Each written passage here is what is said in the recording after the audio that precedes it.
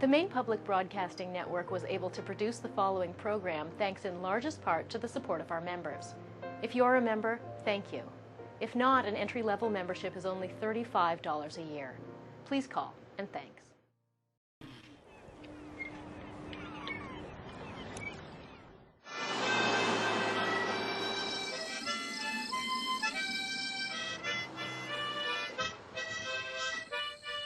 As you travel through Maine, from rural crossroads to the center of towns and villages, you often see a Grange Hall.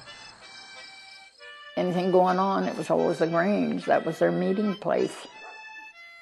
But the main thing about the Grange, it was farmer-oriented. This was the center of the community. These buildings are at the heart of what held Maine's communities together, and they open the door to a past that can still be heard today. In 1934, I came first to member the Grange. We have generous hearts and open hands. It's patriotism. With prudence and wisdom. We say welcome to the Grange. Oliver Hudson Kelly founded the National Grange, or Patrons of Husbandry, in Washington, D.C. in 1867. As a former Mason, Kelly wanted to create a fraternal order that would educate and alleviate the isolation of poor dirt farmers who knew little of modern farm methods. Granges sprang up throughout Maine, beginning with the Eastern Star No. 1 in Hamden, all the way to number 574, Millstream Grange in Vienna. The Houlton Grange became the largest in the world, with over 1,200 members. What surprises me that the Houlton Grange has carried on this long. It's still open and going. They have bean suppers quite often, and they're attended pretty well.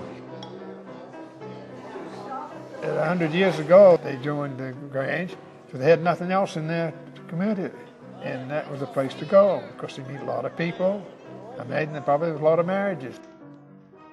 More than a social club, the Grange lobbied for farmers' interests, from tariffs to taxes to educational opportunities. One of their biggest legislative victories was getting rural mail delivery, which greatly lessened the isolation of farm families. In Grange ceremonies today, you can still hear the words that have bound generations of Grangers together as they work their way through levels or degrees of knowledge. Come, patrons, let us join our hands around our sacred shrine. We pledge to each fraternal love as sacred and divine. We pledge fidelity, hold fast unto your vow, in love, in truth, in charity, the pledge you gave us now.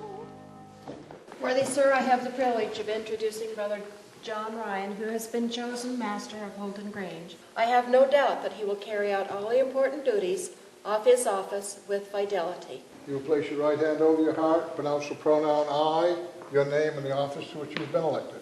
I, John Ryan, have been elected master of Houlton Grange. Thank you. It doesn't matter whether you're a man or woman or whatever you are, you can be master or anything. It's not like some lodges a woman wouldn't be even in them. But the Grange is a family affair. This unusually progressive attitude for the 1800s led to the success of the Grange, as it became the center of community life for men and women. We have a stage which was used for all activities in the town, for weddings, for movies. 10 cents to go see a movie. Many of the Grange halls are laid out in the same way, with a kitchen and dining area downstairs and a large assembly hall upstairs.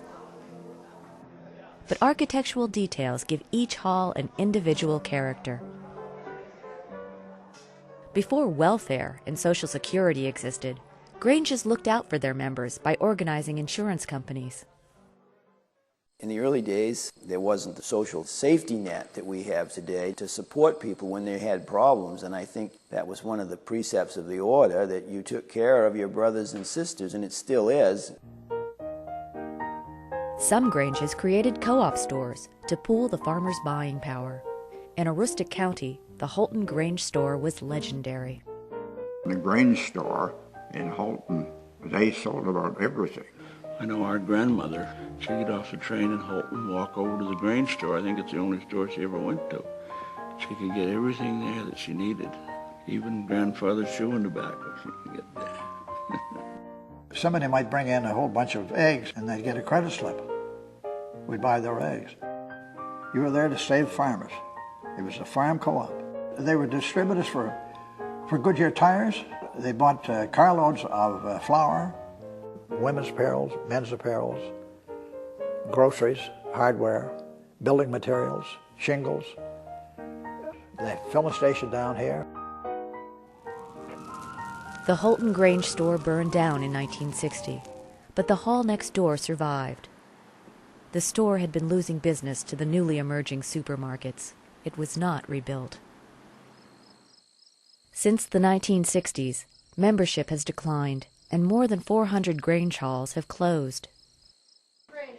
However, over 170 Granges remain active in Maine, still offering insurance, investment opportunities, and travel discounts to members. Youth Grange continues to grow. The myth is that a lot of people think that, well, I didn't think I could join the Grange because I'm not a farmer. Well, probably 98% of our members aren't farmers anymore.